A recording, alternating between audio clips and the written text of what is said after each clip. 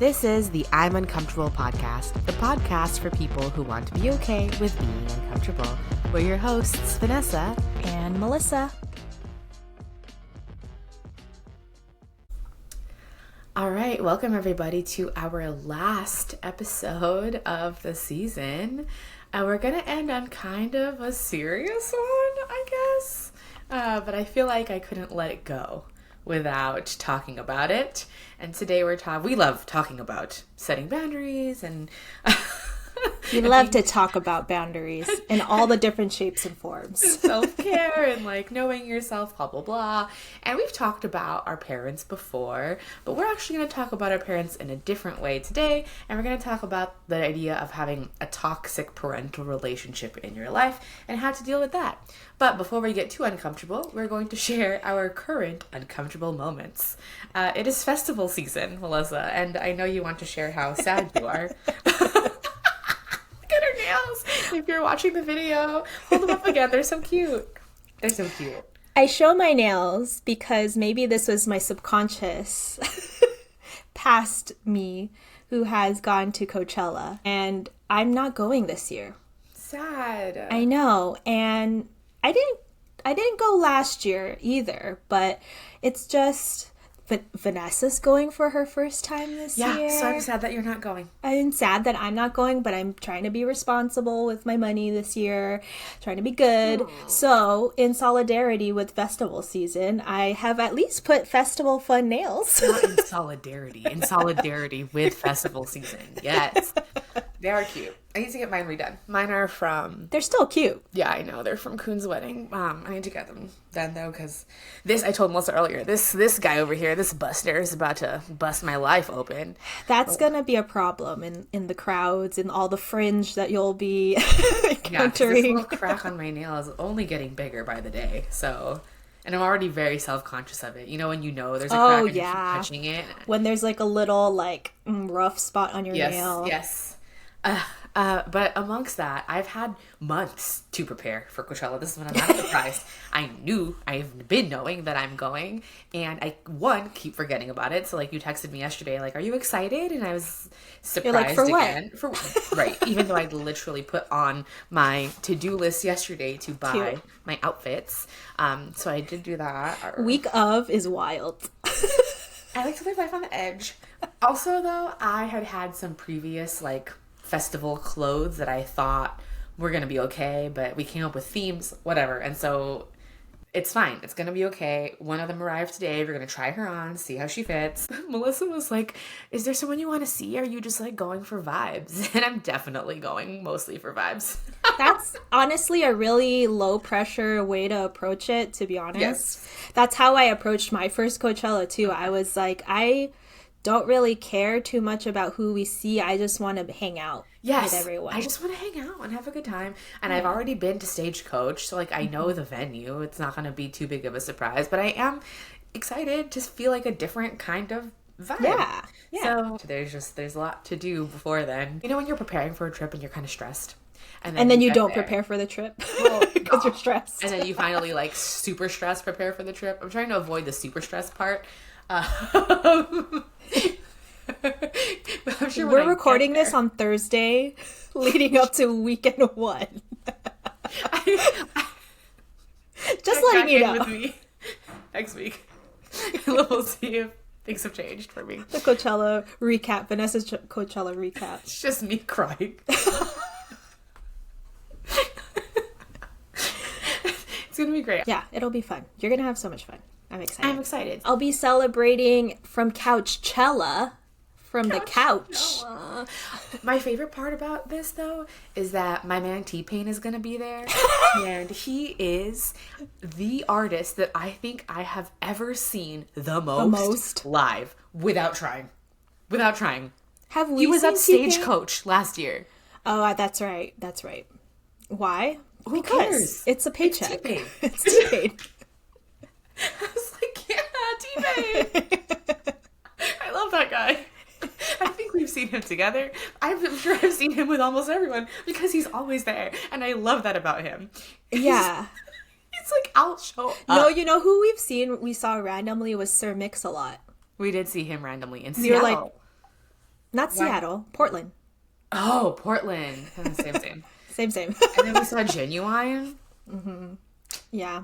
I've shared with Vanessa a video of, sadly, Genuine's 56-year-old knees. You have to share that video with them when this comes out.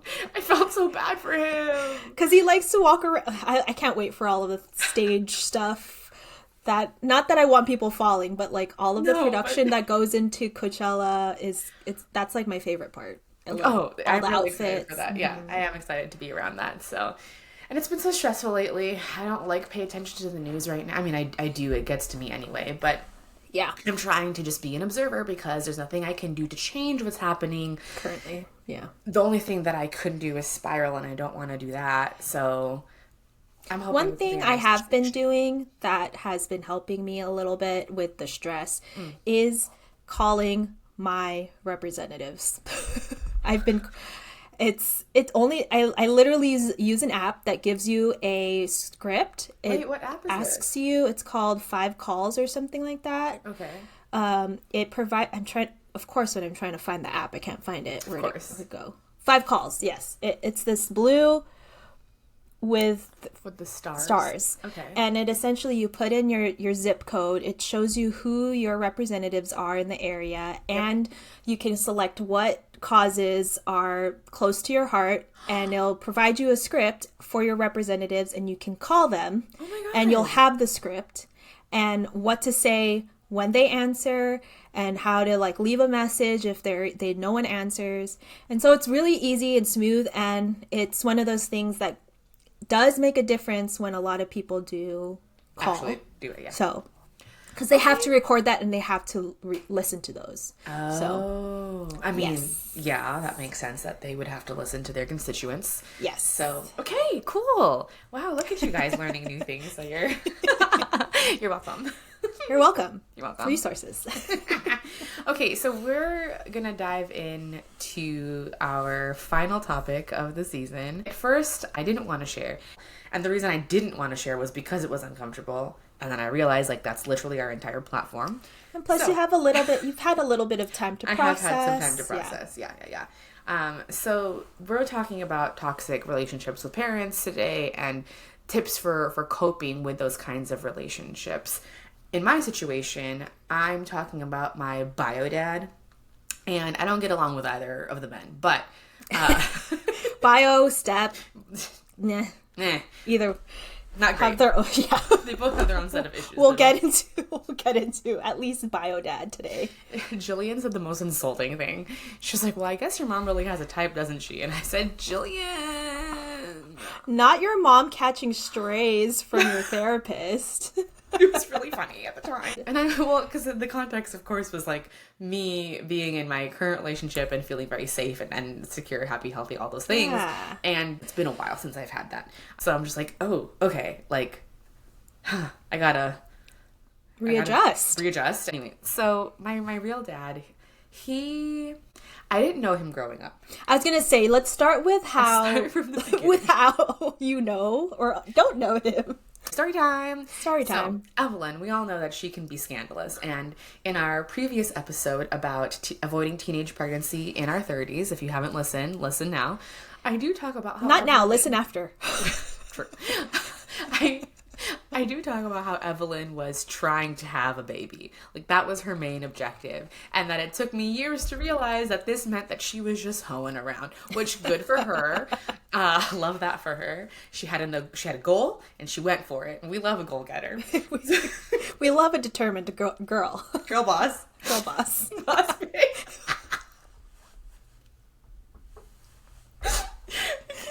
So, when she got pregnant with me, she was like, fuck yeah. Goal achieved. And she would never. She's too classy to say that. That's just my interpretation of how she was feeling. Yeah. But she wasn't going to tell him. Yeah. She wasn't going to tell. And my grandma, my Lola, was like, don't you think that one day she might ask you who your dad is? Evelyn wasn't thinking about that. No.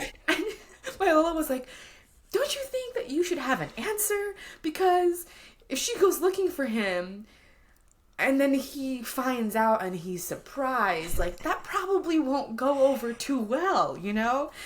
In her infinite wisdom, thank you, Lola, for that. I was going to say, thanks, Lola. Oh my God. So my mom decided, okay, I'll tell him. So she tells him. But she was very clear with him that she wanted nothing from him. And, like, she didn't want to make it work relationship-wise. She didn't want money. She didn't want anything. She didn't even want to give him custody. She was like, this is my child. This is my baby. I'm making it and I'm keeping it. And so he met me a couple of times. Like, I've seen pictures. Yeah. So you knew of him. Yeah, so I knew of him, and he would call me on my birthday, and it'd be really awkward because, like, you're getting this person phone I've call never at, like, 9 p.m. because obviously time difference. Actually, that makes it later in his time. But looking back now, I do realize he was definitely drunk when he would call me. Well, we'll get to that later. Yeah. Mm-hmm. So he'd always call with his homies, and they'd all sing, like, Feliz Cumpleaños, blah, blah, blah. And then... Because if you don't know, Vanessa's bio dad is in a different time zone yes, he's in Ecuador. Ecuador. Yes. And that's another story. Your mom be traveling the world. Well...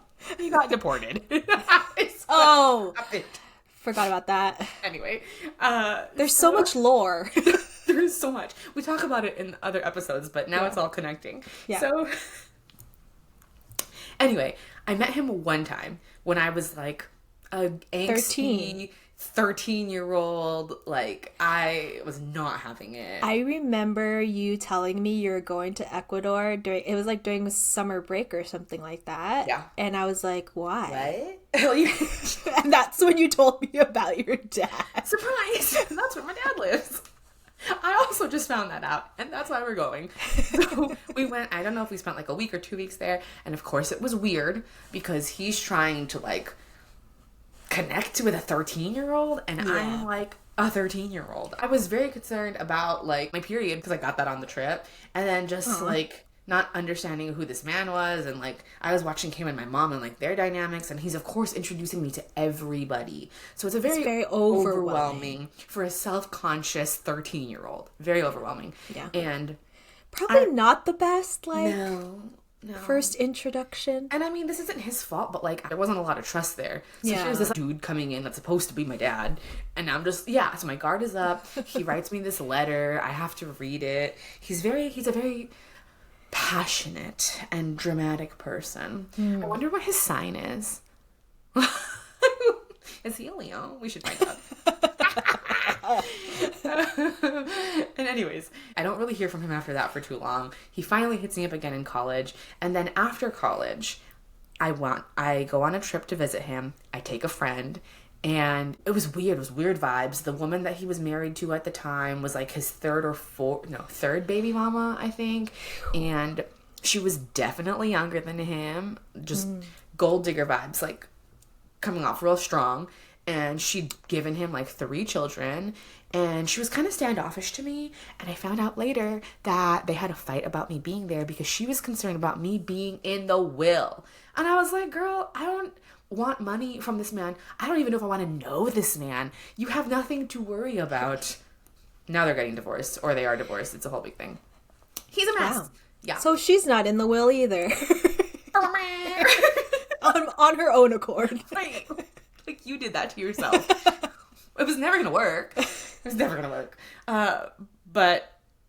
Okay, so fast forward to now. He keeps trying to call me. And I have tried to set a boundary where I don't pick up when it's 9 p.m. here because there's a higher chance that he is inebriated during that phone call. The fact that you had to do that math on your own, you figured all that out, that context on your own, and had to even set a boundary like that. And the fact that he's even calling you in that state. Yeah, I know. Because what is the percentage rise of him calling you when he's not inebriated versus him being inebriated? I would say like 60-40. 60 inebriated, 40 not. Yeah. So. Yeah. So just lots of feelings were brought up, and it took me a while to realize that I was uncomfortable, And so I Googled it, research, and I went to, so if you're listening and you're like, wow, that sounds crazy. My family's kind of cray, but not like that. Well, I found 10 tips for coping with toxic parents. So Melissa, I want to read to you because I feel like there's a range, right? Like my dad is, I feel like more of an extreme, and there's definitely a range. So I'm going to read to you some bullet points for how you can identify toxic behaviors in your parents. So am I supposed to put down my finger? That's really funny. I mean, if you want to, you don't have to, but you can start counting. Okay. I'm going to take count. It says your parents may have toxic traits if interactions with them leave you feeling confused and unsure of yourself, bad about yourself in some way, continually judged, guilty for saying no, drained, angry, or overwhelmed, like you're not being respected, like you're being manipulated, the need to change your behavior, and finally, like you're constantly walking on eggshells around them. I don't know about the eggshells part. Maybe before. Before I felt confident enough in my thoughts and feelings to actually say something. So we talked about how your parents might make you feel, but they also provided a handy list of common traits. Okay. So, noting how your parents make you feel is a good first step, but there are some traits you can look out for, such as they may be manipulative and controlling. They may be critical of you, your choices, and your lifestyle. It may be difficult to emotionally separate yourself from them and make your own choices or set your own goals. They may constantly judge you and those in your life, such as friends or romantic partners. They may seem overly needy. They may not see themselves as the problem. They may say it's you or the other people in your life who are the problem. So those are a few traits. I don't know if any of those. I think the number one trait, at least for my parents that I've seen, is like extreme avoidance.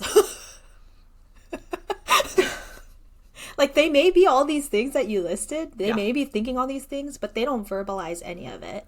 I do think, though, that they're, like... It's very passive-aggressive is what I'm trying to get at. Yes. And then for you, then I think that means how does that make you feel? Because also, how extreme is it? I do think that to a certain extent, it's normal for your parents to be concerned, maybe concerned, interested in like who you're dating, who you're with, what choices you're making, because obviously our parents just want the best for us.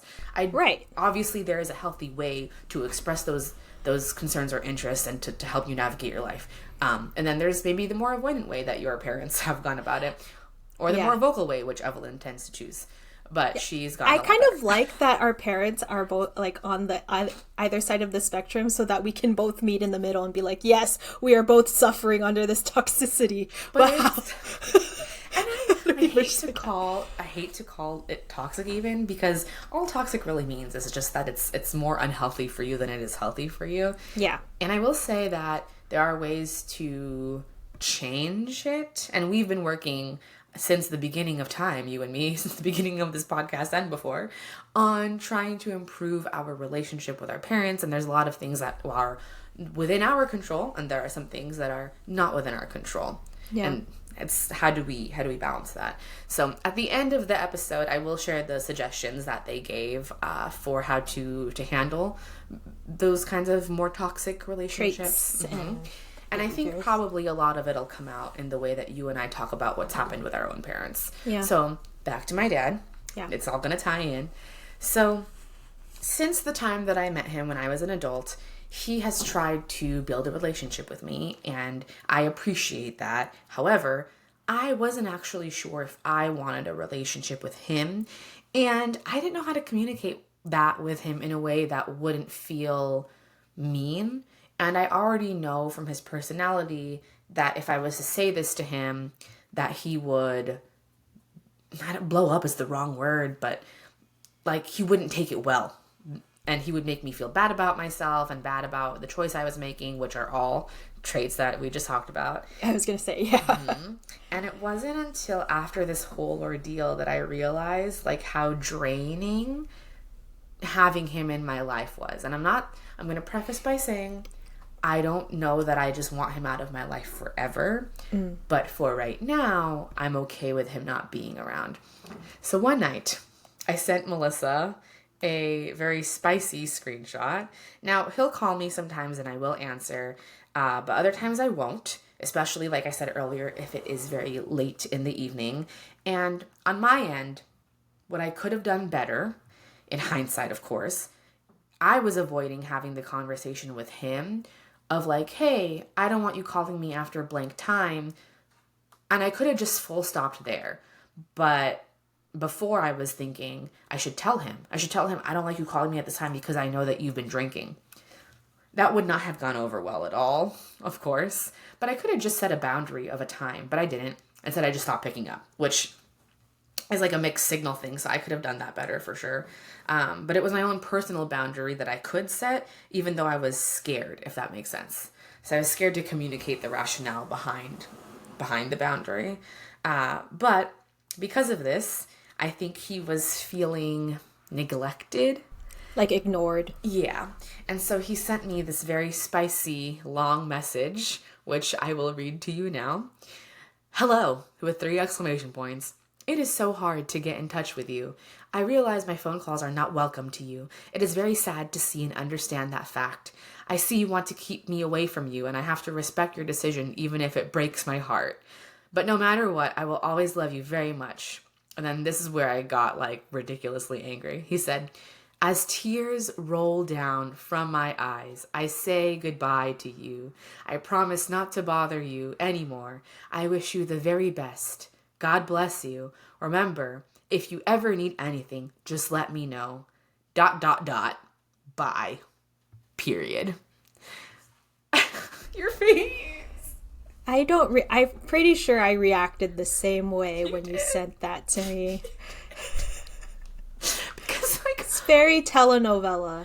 It is, and the thing is, it took me by surprise because Can you give the context as to when he was calling you? Because you were in a class. Oh you my were God. in a workout class. Yes. And he called you multiple times. He did. Multiple times. And when you, in this day and age, just in any age, if you call multiple times, it means you are in a dire emergency. You are in a ditch. Yes. You are Yes. it's an emergency. So Vanessa was in the middle of a workout class and was getting the intimidating dance class, I think. Yes. Where the teacher was already eyeing you because you're getting notifications and phone calls. You're looking at your watch, and you literally had to step out of this class to answer finally and be like, what the hell? Yeah. Like, what is happening? Are you alive? Are you okay? Are you alive? Are you okay? Yeah. And he was like, yeah, how are you? And I was like, no.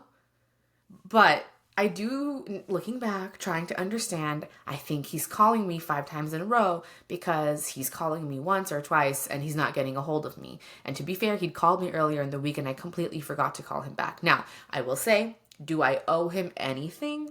No, I do not owe this man anything at all.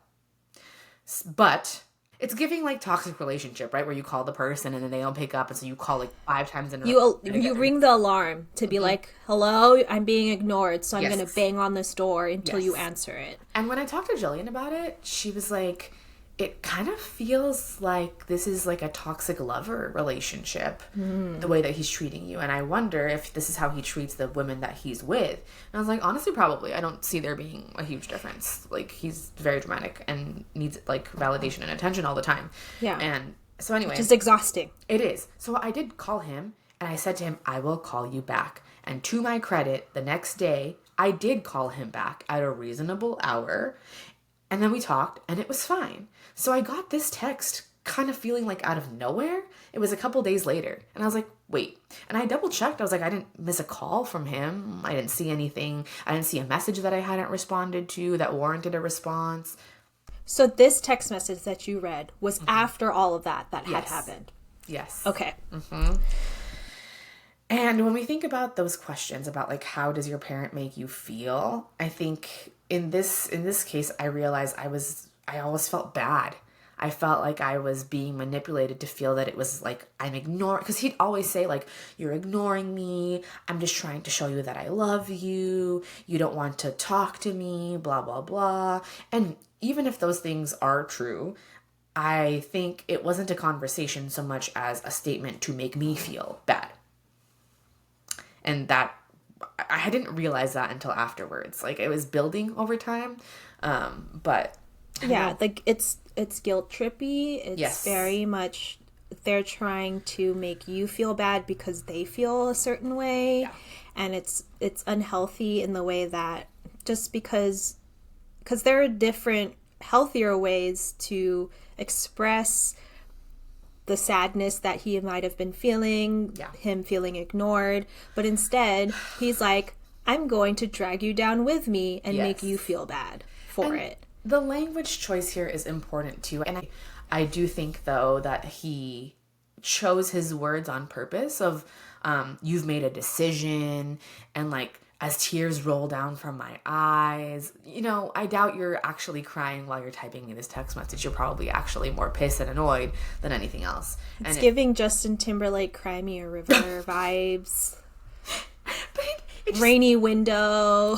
it just felt very manipulative. And if I go Yeah. back to that list about how does it make you feel, it was like, bad about myself, yes. Guilty for saying no, yes. Drained, angry, overwhelmed, yes. Like, I'm not being respected, yes. Like, I'm being manipulated, also that. Like, I have Yeah. to change my behavior, also that. So there were so many like meh, alarms. Can we talk about the changing behavior part? Please. Because I think we've talked about this in different scenarios with our parents. And it's very much, for me at least, it's trying to create a balance between, I'm still your kid, and I know in their eyes I will always be their daughter, Yes. but I'm also an adult. Yes. And it's the effort in trying to build like an adult parent-child relationship that's difficult. But in this situation with your dad, you were parenting him in a way. It was very tantrumy, toddler. Yep. Let me reassure you. Yeah.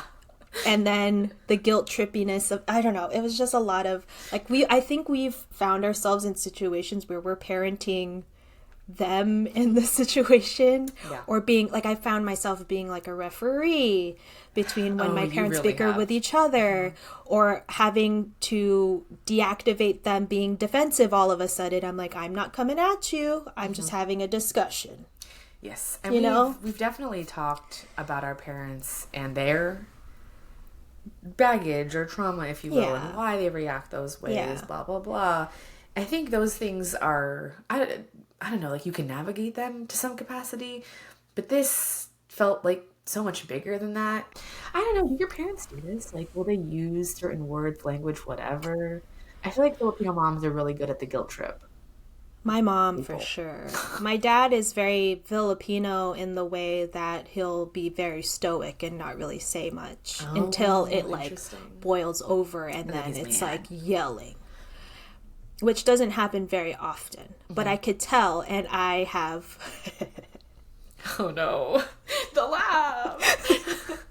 because I could tell like when he's getting to that point, right? And I'm like, I do the toddler thing, or like the I'm trying to be the teacher parent situation. I'm like, have you eaten today? Oh my God. Have you drink water today? Are your basic needs met? Like, yeah, because I think you're projecting frustration because, like, I tried to explain Yeah. to him because he gets all riled up, and I'm like, let's figure out the reason why and let's problem solve versus like, blah, let's just get all mad.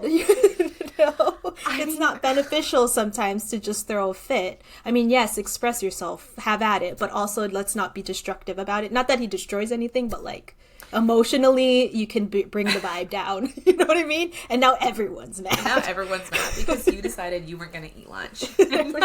Yeah, or feed yourself because you're an adult, sir. Like, you know? What a concept. I know. And anyways, so again, see, there are varying degrees to it, right? Like, you've learned how to work with your parents. And I don't have that same relationship with him. So, of course, You don't know him. I don't. And we always learn that you should take a deep breath before you reply. Wait till you're not so angry. Think about what you're going to say before you say it. But I don't even remember what happened, but I just had a really long day. I was already at the end. I was running on empty at that point. And so I decided to reply. I chose violence in that moment, and I'm not proud of it, but it happened. And so I told him, I was still respectful to an extent. I told him that I didn't appreciate it. Oh, yeah, you're still communicating very clearly. Yes. And I was like, hey, you haven't called me. I'm not ignoring you. And I also said, you're saying goodbye to me because I'm busy? ? And I said, I don't like that you're being really dramatic about it and making it seem like I've made a decision. That's what, like, really annoyed me, was it felt like... The assumption that we did talk about that. Yeah, that you somehow decided through you not answering the calls that he's been sending you, that you've decided that this is no longer for you. Right. He made that decision for you. And I had to tell him, what did I say to him? I told him, I need to take my time. If you want to build a relationship with me, it's going to take some time. I didn't grow up with you, and I'm not blaming you for that. I made it very clear. I made sure to say, I am not blaming you. I'm not holding it against you. I'm not angry about it. I'm just letting you know. Like, I'm just saying that because I didn't know you growing up, it's going to take time.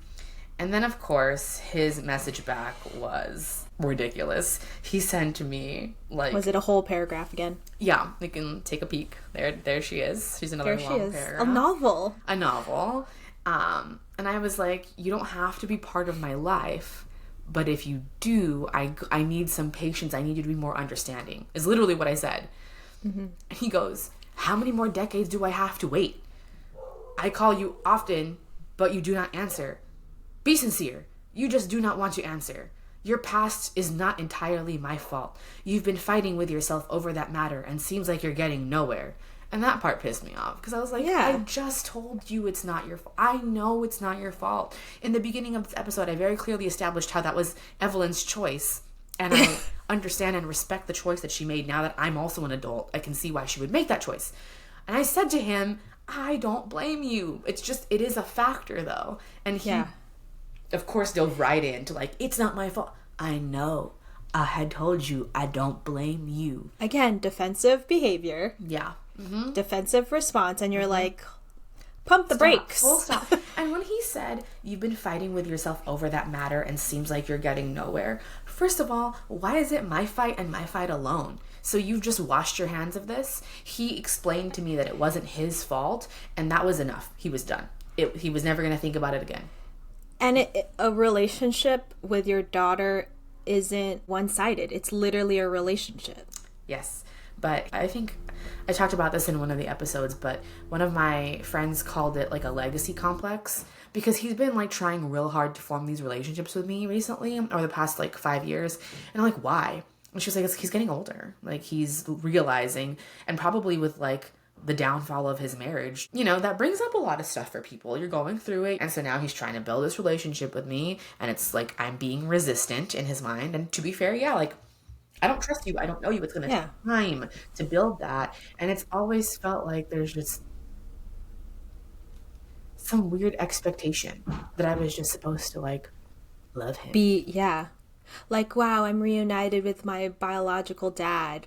And now we have a great relationship. That's not how it goes at all. No. And I think he's really used to getting his way and to being liked, or at least he thinks, right? Because he's the kind of person like people don't really tell them what they're really thinking because he doesn't want to actually hear it. It's like his way or the highway type vibes. I mean, he seems to be a very reactive type of personality. So maybe people aren't as truthful with him because it's like, maybe I don't want the telenovela.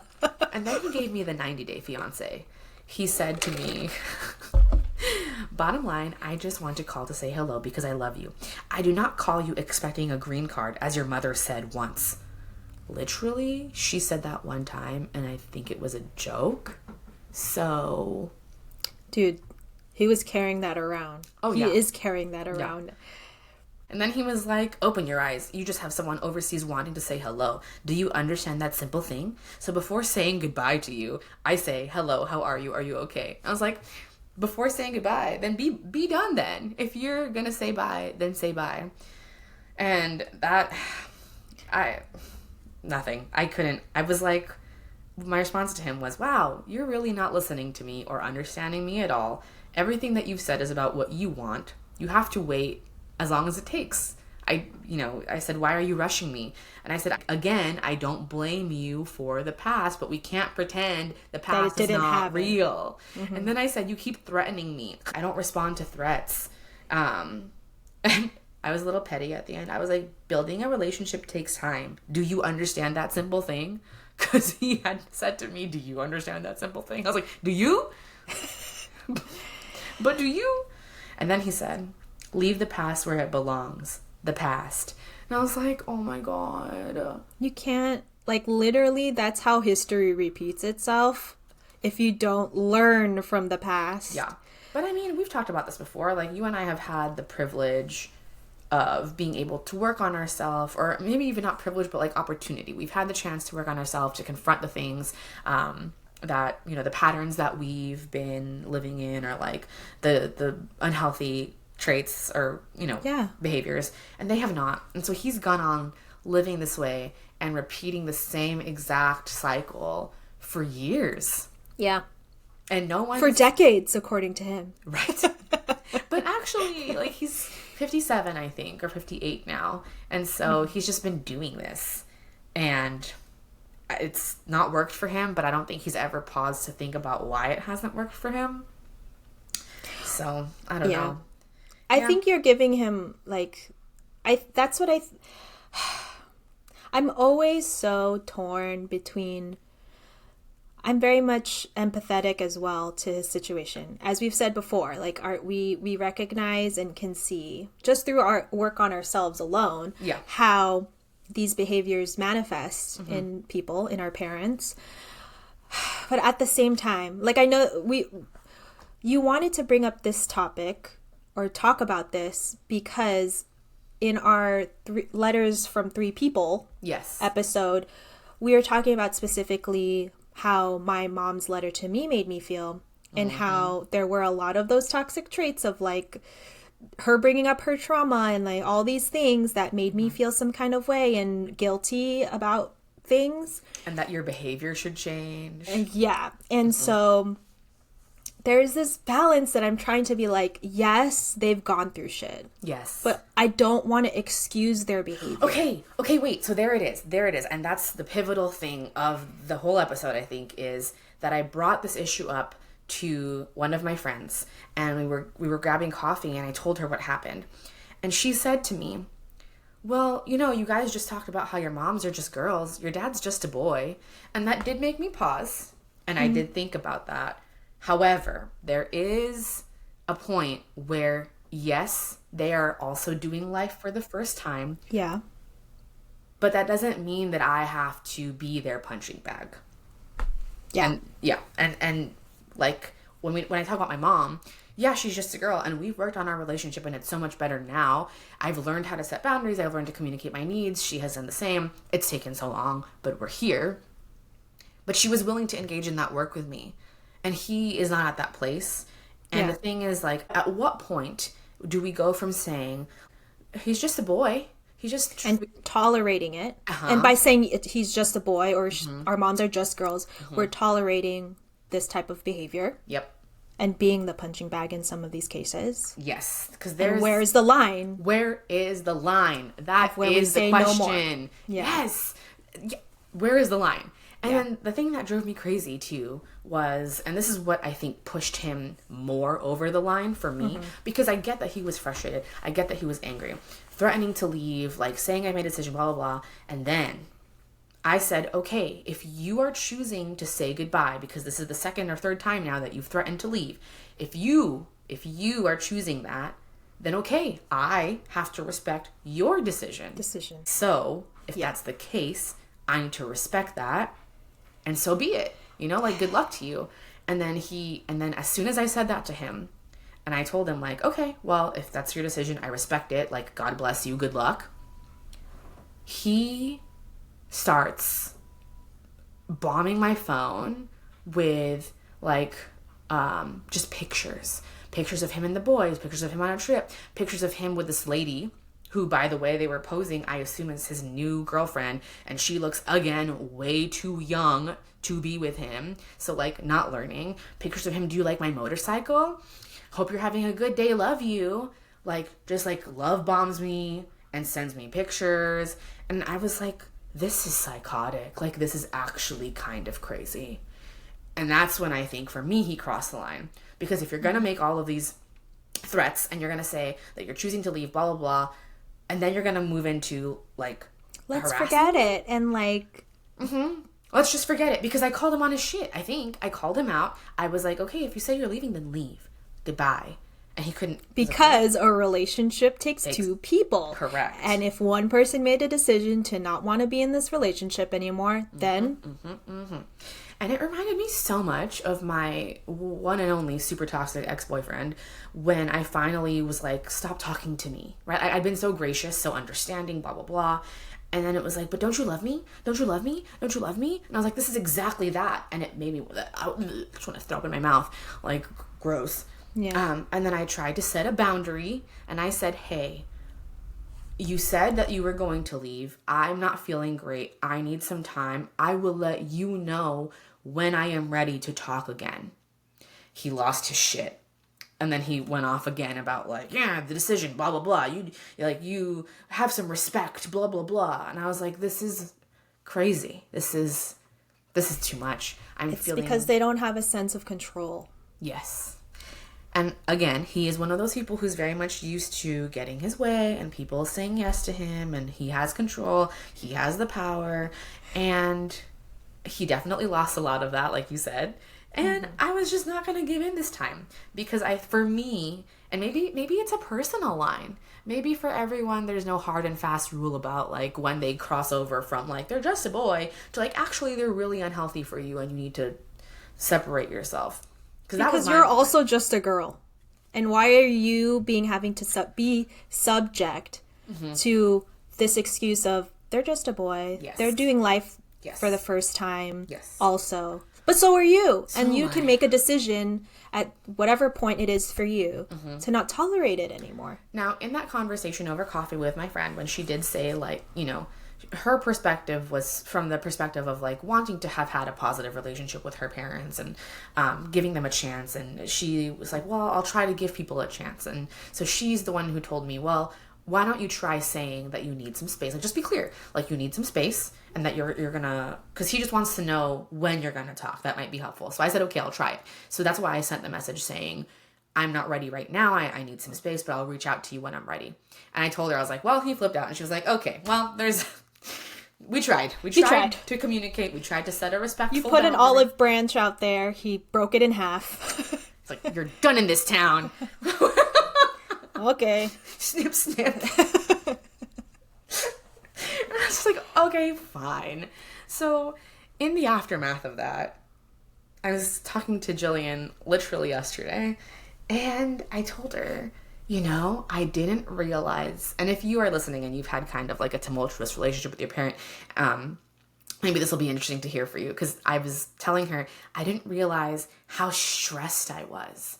Like, there was always just this back of my mind, like, if he would call and I'd miss the phone call, I'd feel bad. I'd feel doubly as bad if I ignored the phone call because it was too late after the cutoff time, and it would linger. And then I'd, like, remember to call him. So it was just like a continuous undercurrent of feeling guilty, feeling Your like nervous system was always kind of like... just a little dysregulated because Like, remember back here in the back of your brain, there's this he's worry. Gonna be upset if you don't call him. He's gonna text you, or in that case with the dance class, he's gonna call you 5 times in a row if you don't call him. You know, and now that I deleted WhatsApp, so, like, I couldn't text him and stuff, and he couldn't text me, and he hasn't called, thank God. But I told her, I realize now how low-key stressed I was. And I feel so much lighter now that I'm not worried about texting him or missing a picture of whatever the fuck he's trying to send me. Just that lightness of like, wow, I feel so much better without you in my life. And like, again, like I said in the beginning of the episode, it might not be forever, but right now, it's quite peaceful. And I know, yes, and we need to be choosing our peace. You know what I mean? Because there's a lot of... In this economy? We do. But to be fair to you, it's like... You gave it a good try to try and build a relationship and have a father figure in your life. Yeah. And it's just, you chose that this was overstepping of the line and you needed to create that boundary and create that space because it is seeming to be unsafe for you, like emotionally and mentally. It's just not talking to your parents shouldn't activate flight or fight. You know what I mean? And it's crazy because like it was so small, and I think I want to point it out because it didn't seem like that big moment. When you're like fight or flight, you're like super anxious like that. Like it's easy to recognize it then, but it's less easy to recognize it when it's in like micro moments. But microaggressions, no, seriously though, like it was breeding an environment where you felt unsafe. Yes, and slowly over time, I don't know, it just made me anxious and dysregulated, and it wasn't helping me feel like I could trust him. And it also, to be vulnerable too, like it kind of did suck to see him with the boys and like they're growing up and I've only ever met them the one time, and he's expecting me to like love them, and he always would like force them to talk to me on the phone when he'd call and they were around, which I hated. Because I get it, but it just like, because he was like, I want them to know that they have a sister out there, blah, blah, blah, because blood is thicker than water, and blah, blah, blah, blah. And I would feel weird. I would feel bad, and it didn't make me feel good to have that like faux relationship with them that's like not real. Yeah. I mean, in theory, I think that comes with a lot of other cultures too, where they're like, blood is thicker than water. And of course, we would love to have these amazing connections and relationships with our families because that's what we're fed, right? Like we always, of course, we want that community with our family members, but it has to come with genuine sincerity, like you can't just force those kinds of connections and relationships, especially in that way. And like you said, it may not be for forever. Maybe you can connect with them at some point on your own without it being forced upon you. Yeah. Because that just, again, makes it feel manufactured and like not really being done for what he's saying he wanted, like blood's thicker than water, we should all be happy family, blah blah blah. Yes, it's for the facade of looking like a happy family, like look at all these siblings getting along together, but it's not real. Like if you really want a genuine relationship, it takes the work that he's afraid to do, the space that you are asking for. Correct. So, and he's just in it to repeat the same patterns. And I know that for a while he was angry at the oldest boy, so the second.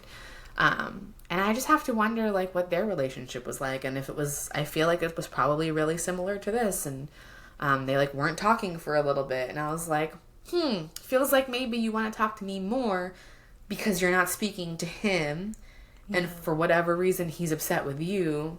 But you don't want to examine that behavior because, of course, you can't be wrong.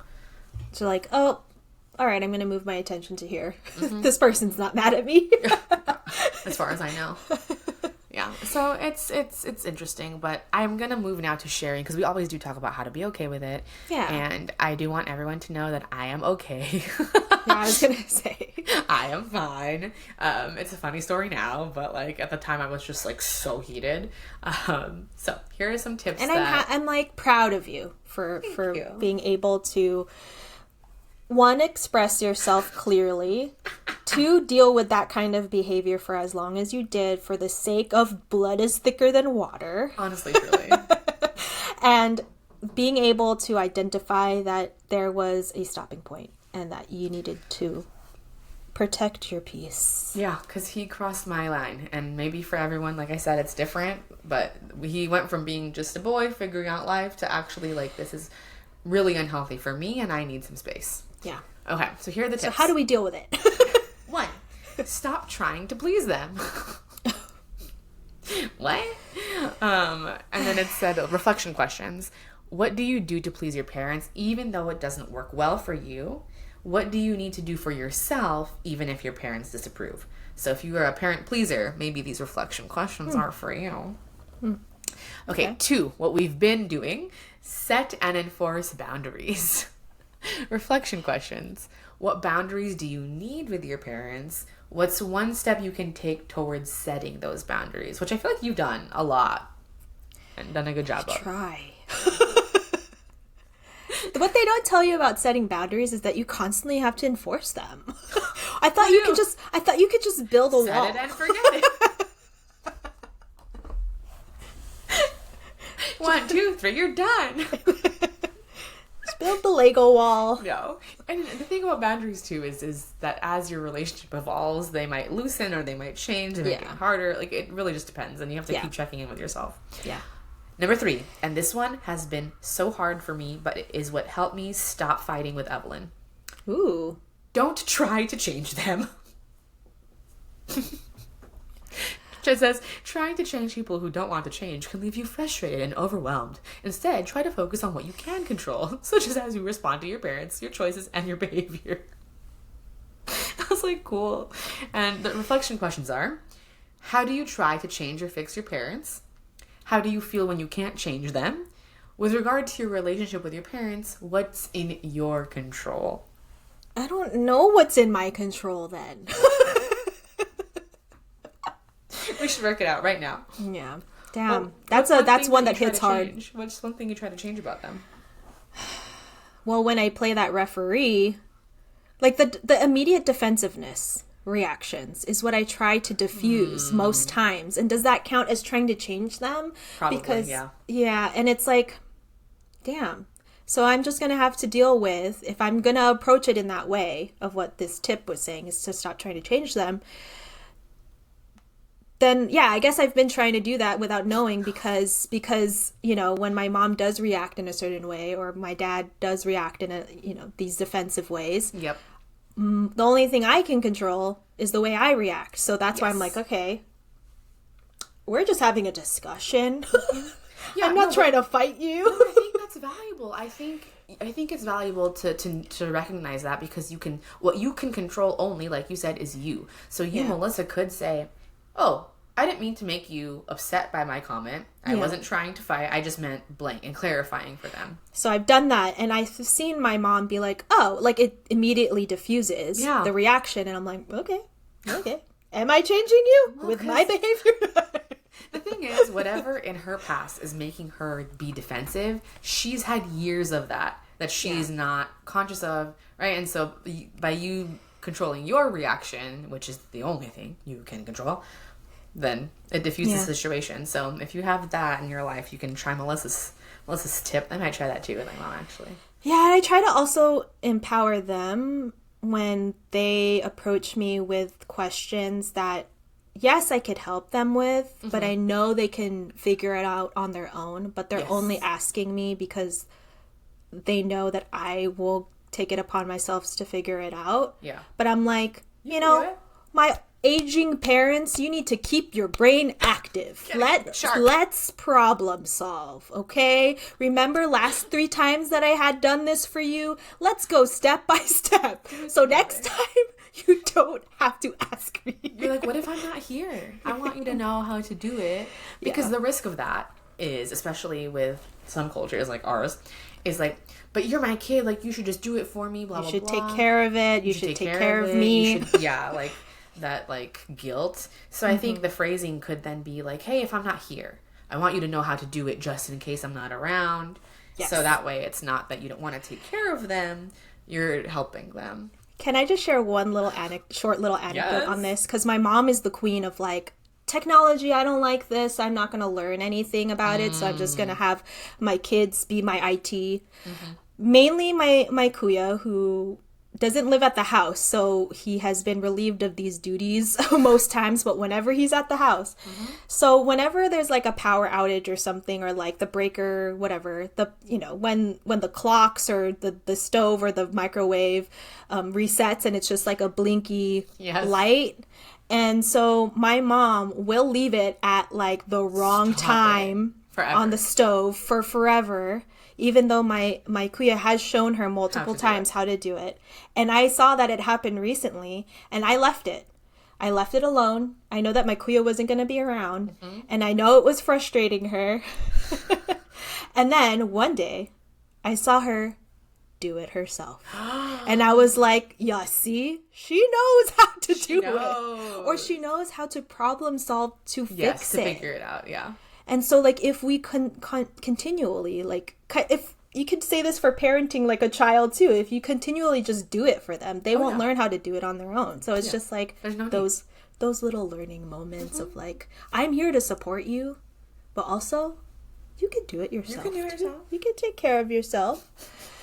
Anyways, that was my little anecdote, because I'm sure a lot of kids can deal with that. One way that I have tried to change Evelyn is with her relationship with my stepdad and money. And I talk about this in a previous episode, but she, growing up, would hide the purchases that she'd made. She wouldn't take them out of the car. And she'd let me take mine down because, like, you can't argue getting the kid what they want, but she would hide hers because she didn't want him to think that she had money. That was usually the phrase she used. When I was there this last Christmas with Ross from Friends, that same thing happened where she had bought herself some cute little tennis shoes when we were at the mall. And she said to me, take this down with your stuff so that you can say that you bought it for me as a gift. Because God forbid a woman buys herself some shoes. And so whenever she used to do that, we would fight. Because I was like, no, like, this is ridiculous. You should bring your stuff down. It's your money. You can do whatever you want with it. Like, blah, blah, blah, blah, blah. And then what I decided to do was focus on what I could control. And I said to her, I will not be doing that, actually. So I set a boundary. You can do whatever you want, and you can say whatever you want, but I will not be saying that for you. You can leave it in the car and bring it out later, or we can bring it down together and just not say anything and let him make his own assumptions about whether it's mine or not. But I will not be participating in this lie. I don't want to play this game. I don't want to play this charade. And she was like, okay. And I was like, wow, okay. Alrighty then. Okay. All right. So the more I've stopped trying to change Evelyn, the better things have been. Yeah. All right. I need to do more of that. Number 4, be mindful of what you share with them. Trust is a crucial element of healthy relationships, so consider only sharing personal information with those who have proven themselves trustworthy. Your parents may not fall into this category if they gossip about you, criticize you, share things about you without your permission, or use what you tell them against you. Yeah. This one I don't struggle with as much, but I do filter, I think, what I feel safe to share. And one of the reflection questions is what feels safe and what doesn't feel safe to share. That's a good reflection question, because I think what my mom was saying in my letter to me was that she doesn't feel like she has this mother-daughter relationship with me. Right. And I feel like a lot of that has to do with the fact that I don't share very much with her. Because in the times when I've tried to share things with her, I get that guilt situation. Like in times when I'm like excited about something and all I really want is to just share in excitement with somebody without it being like they're also experiencing the same thing, right? I could share something with you that I'm excited about and you're not experiencing that same thing, but you could be excited with me. Yeah. For me. Yes. You know? And vice versa. But when I have had situations where I've been excited about something happening in my life and I share it, I'm hit with, well, that's nice for you. That must be nice. I showed my mom these nails and I was like, look, Mom, aren't they so pretty? She's like, yeah. And I'm just like, okay, cool. Cool. Cool. Yeah, so I don't know. Like, I really do have to think about... Where does that yeah come from, though? Is it like a yeah, that must be nice for you to have cute nails? I think she feels like she would want cute nails. She would want to go out and get pedicures and all that stuff. Yeah. But she's so busy being a mom and working. I think, in a way, sometimes for me, that excuse it's not an excuse, but it can be used as an excuse. Because even if you're busy in your life with whatever it is, if you really want to prioritize stuff like cute nails, then let's carve out an hour to go get yourself a manicure. Yeah. Or if you can't afford to get a manicure, get reusable press-ons like that are $17 that you can like use. You know what I mean? You could problem solve. That's her problem. And we could do those things together, but also when? Because you're so busy, you know? So it's this like thing where I don't know if I can trust her with sharing good news about stuff. Like, I remember when I was I had gotten a promotion and I wanted to share that, but I was afraid to share that with them because I also didn't know how they were going to react to that. So it's just this whole thing where I really do need to reflect on what stuff am I comfortable sharing, what stuff can I work on to be more comfortable, because again, I can't control the way she reacts. I know her tendencies to react makes me feel judged, guilty for treating myself. Is there a way, like that. like for the promotion thing? Because what you are looking for is for her to be excited for you, proud of you, happy for you, right? Because in my head, that's like a mother-daughter relationship. We're sharing in each other's joys, absolutely. you know? Is there any way that you think that you could say, it feels, or you know, I share this with you because I was looking for you to be happy for me and excited for me, and instead it kind of feels like you're judging me or like you're not happy for me. Yeah. And do you think that they would react aversely to that? I don't think they know how to react to that. It could be a tactic that you try. Yeah, I could try. Yeah, I'm just like, oh, I was really hoping that you would be excited for me and happy with me and proud of me. And I don't feel like you're proud of me. I feel like you're judging me, or like I feel like you're upset with me. And then just see what they say. I could try that. It's definitely something I could definitely definitely them to reflect on their own reaction. Because, like you said, I don't think that they're conscious of how it's not a effort to react the way that they do. It's natural to react that way for whatever reason. It's a thing, like even for the littlest things. Like if I come home with like boba. Yeah. And my boyfriend has called this behavior out to me too. Oh. Where I was like, whenever I go home, if I got myself a treat, I would try to bring everybody a treat. Yes, you do that constantly. I do. This predates Boat Boy. Yes. This is the thing. Predates Boat Boy. But so when we were visiting his parents' house and we had lunch, like we brought lunch, and I was like, oh, I thought, initially we were just going to eat it before we went to his parents' house. Yeah. And I was like, we can't bring food in here without bringing them food. Yeah. And he's just like, he literally was like, called me out and was just like, this isn't your household. And I was like, touche. That's because so interesting though, because our parents are different, but I do get that. I would feel weird. Like, I'd call my mom. Like, I'd be like, do you want anything? Yes. Do you want something? Yeah, because whenever I have gone home with something, and even if it was kind of said in a joking way, they go, where's mine? I come in with an iced coffee. Where's mine? Where's mine? Come in with boba. Where's mine? An acai bowl. Where's mine? Like, and I'm like, girl, I can't buy 7 acai bowls, okay? They're $17 a piece. It's at the store. It's at the store. So, I mean, I haven't got that recently, but that feeling is still instilled in me. I think it goes back to obligation, though. I really think it is. And it's definitely more cultural for some people than others. And I just thought it was so funny. He was like, this isn't your household. You don't have to, they don't care. And I was like, what you mean they don't care? What if they want some of my poke? They could have some of my poke. Okay, but this is the thing. And why I say it might be a little more cultural for some than others, because when Ross from Friends and I were going to like his mom's house, I was like, should we bring her a bottle of wine if we're going over there to have drinks? No, she has wine. But are you sure we shouldn't bring a bottle because we're going to be drinking a bottle? No, she doesn't want one. Okay, well, should we bring like bread? Literally, we cannot show up empty-handed. Isn't it like bad luck rude. Sometimes? It's rude. It's rude. He was like, no, it's not.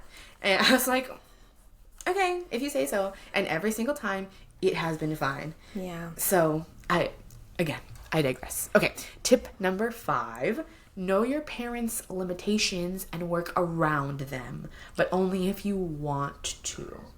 So if you know your parents are forgetful, aggressive, or otherwise difficult after a certain time of day, try to plan your phone calls, visits, or get-togethers that avoid the worst of their behavior. And it says that this can be an effective coping strategy for some, but obviously you don't have to plan your life around your parents. The reflection questions they gave were, are there ways you work around your parents' limitations? Do these compromises truly work for you? I think because sometimes they can, and sometimes it's just too difficult. Yeah, I know there's certain times of day when to not engage. Okay, and I think as long as it doesn't put an excessive burden on you, then I think that's fine. I don't know, like that one to me seems really just like normal behavior. Yeah. Yeah. Like I think we do that not just for parental relationships, just like humans. Yeah. Yeah. Okay. Yeah. That one wasn't too bad. Then the next tip was, I love this one, have an exit strategy. So when things start deteriorating, take that as your cue to leave or ask your parents to leave. Staying may only escalate the situation and make it worse.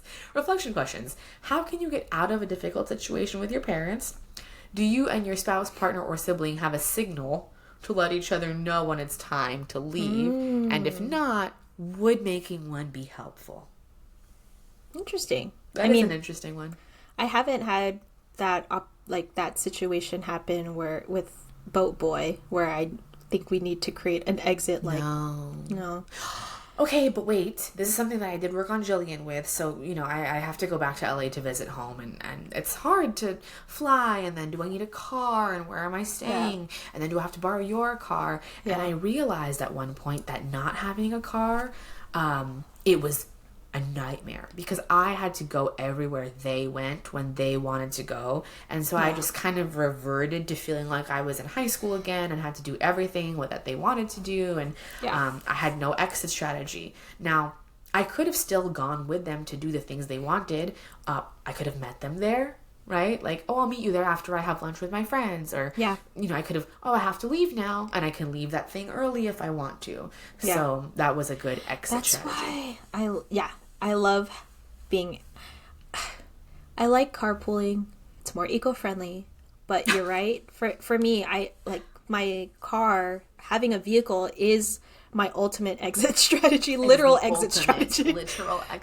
Get that because I find myself like today, I'm going to go to a volleyball game and sometimes they stay for the whole thing, including like varsity and like things afterwards. And so there's points where I'm like, okay, I've met my limit. I need to leave.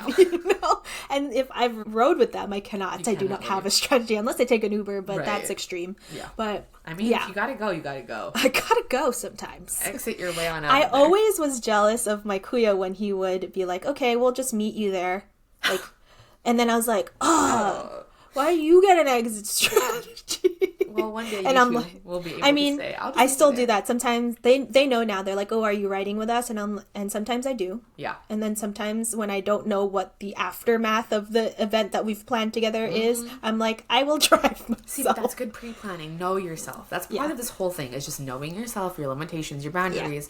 Yeah. Because then you get mad and like, if you just get mad, you're never going to be able to fix it if you don't know why. Exactly. Okay, the next one was don't try to reason with them. Whew. Remember, you don't have to attend every argument you're invited to.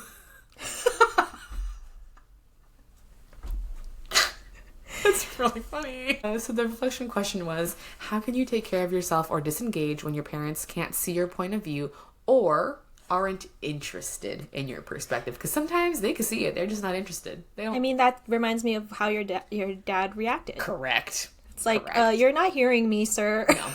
And even if he was, he just wasn't choosing to listen. Especially when I was like, I don't blame you. And then he goes, it's not my fault. I know. I already...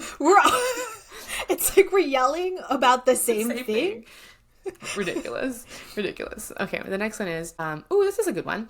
But this is hard. You don't have to be available to your parents. People with toxic behaviors may be overly needy. You can help them if it's feasible and appreciated, but you're not obligated, especially if they treat you poorly the entire time. Reflection questions. How do your parents exploit your kindness by expecting you to meet their demands 24/7? How does it feel to recognize that you're not obligated to do things for them? Can you release some guilt by remembering that you're setting healthy boundaries and taking care of yourself? I think that's a really tough one culturally. Because like we talked about earlier, it's like you feel obligated. This Filipino daughter, especially like for you, only daughter, only child. And for me, like only daughter. And my mom, as was reflected in that letter to me, sees or projects a lot of the expectations she had as a middle daughter. She really did, mom. Y'all. If you have not listened to the 3-letter project episode, you need to listen to at least the part where Melissa's mom writes that letter. She drags me in the dirt.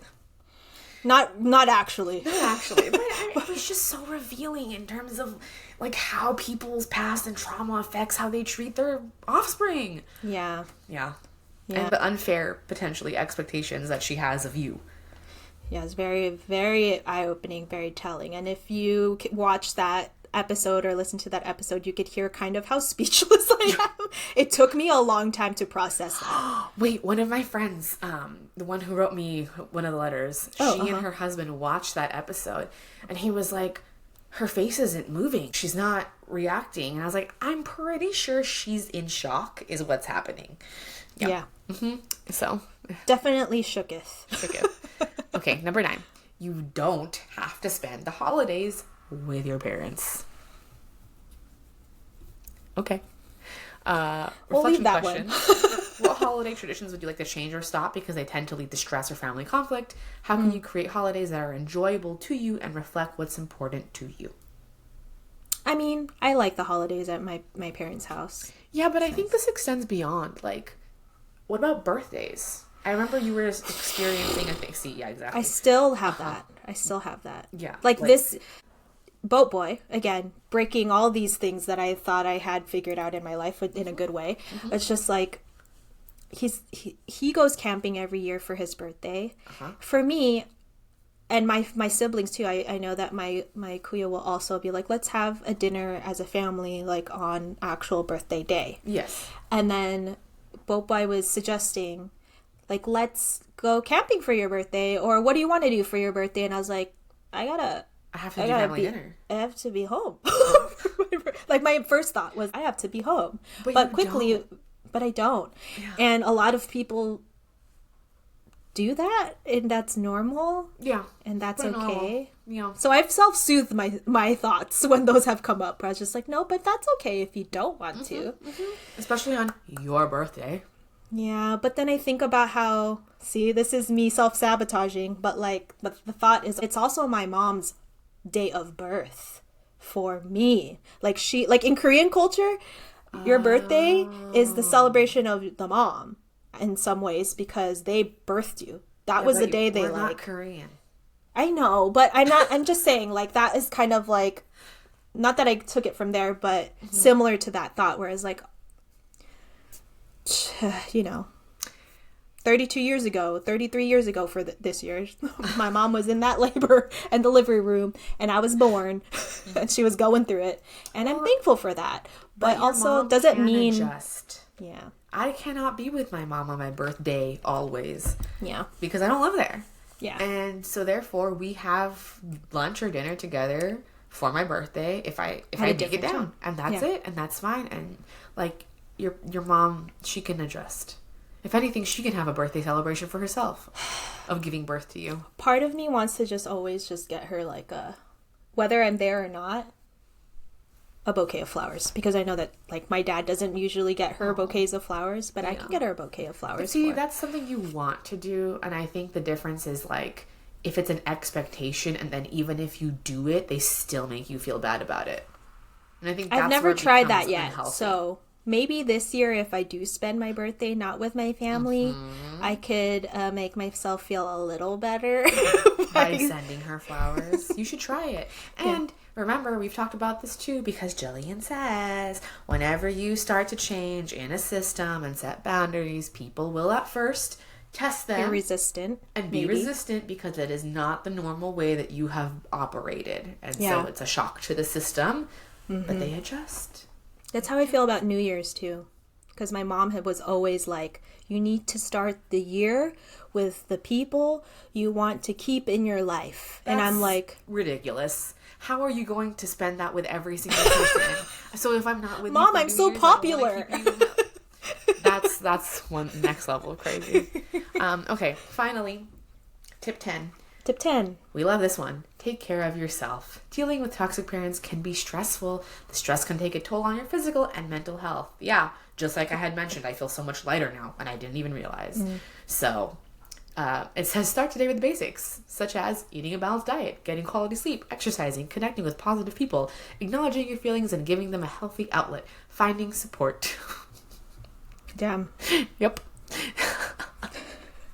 We love that Finding one. support. Finding support. That can be us through this podcast. It can be a therapist, which we have always recommended. Always recommend.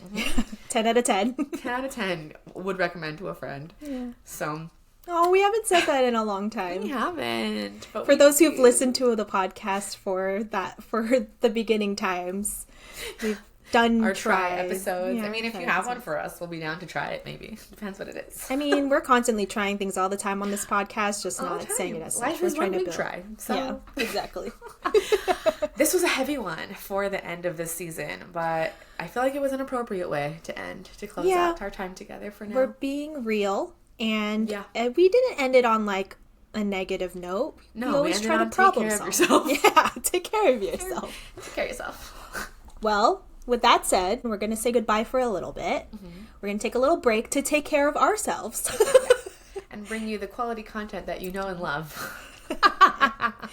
We are on the lookout, though, for new ideas, topics to discuss, guests to have on the show. Yeah. I mean, we've done 10 seasons of uncomfortable topics. So if there's any topics that you feel as a listener that we haven't covered yet, message us. Give it to us.